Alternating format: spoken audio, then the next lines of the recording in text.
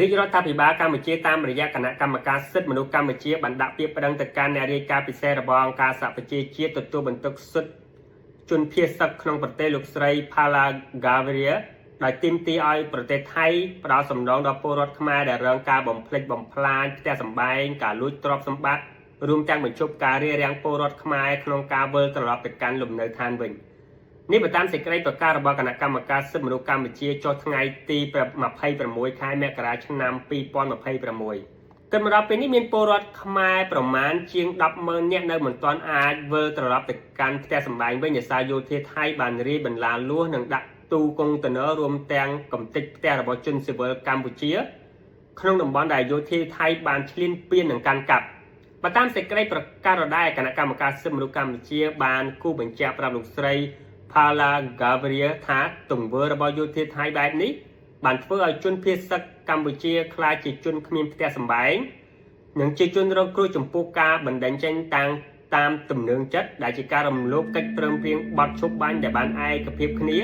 ក្នុងការបញ្ឈប់ការវាយប្រហារហេដ្ឋារចនាសម្ព័ន្ធនិងទ្រព្យសម្បត្តិស៊ីវិល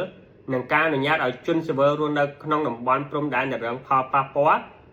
វិលត្រឡប់ទៅកាន់ផ្ទះសម្បែងវិញដោយគ្មានការរារាំង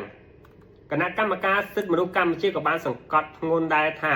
យោធាថៃបានរំលោភច្បាប់អន្តរជាតិធ្ងន់ធ្ងរលើបទបញ្ញត្តិនានានៃសេចក្តីប្រកាសសកលស្តីពីសិទ្ធិមនុស្ស UDHR ជាដើមក្រៅពីនេះគណៈកម្មការសិទ្ធិមនុស្សកម្ពុជាក៏បានពិពណ៌នាសកម្មភាពរបស់យោធាថៃថាបាននឹងកំពុងបង្កការលំបាកបន្ថែមទៀតទៅដល់ជនភៀសសឹកកម្ពុជាជាពិសេសស្ត្រីកុមារមនុស្សចាស់ជរាអ្នកជំងឺ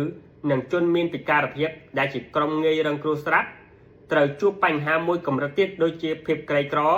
ការបាត់បង់ការសិក្សា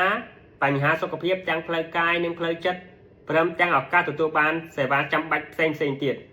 បើតាមខ្លឹមសារនៃសេចក្តីប្រកាសព័ត៌មានខាងលើគណៈកម្មការសិទ្ធិមនុស្សកម្ពុជាបានស្នើឲ្យអ្នករាយការណ៍ពិសេសរបស់អង្គការសហប្រជាជាតិជំរុញឲ្យថៃផ្ដល់នូវការជួសជុលការខូចខាតនានាដល់ជនរងគ្រោះកម្ពុជាដោយផ្ដល់ជាសំណងនិងអំពាវនាវឲ្យប្រទេសថៃដកកម្លាំងយោធាចេញពីទឹកដីកម្ពុជាហើយបញ្ឈប់ជាបន្ទាន់ចំពោះសកម្មភាពទាំងឡាយណាដែលរារាំងការវិលត្រឡប់របស់ជនភៀសសឹកទៅកាន់លំនៅឋានវិញរួមទាំងពិនិត្យនិងដោះស្រាយជាបន្ទាន់នូវស្ថានភាពជនភៀសសឹកក្នុងប្រទេសកម្ពុជាដែលបង្កឡើងដោយសកម្មភាពយោធាថៃសូមអរគុណ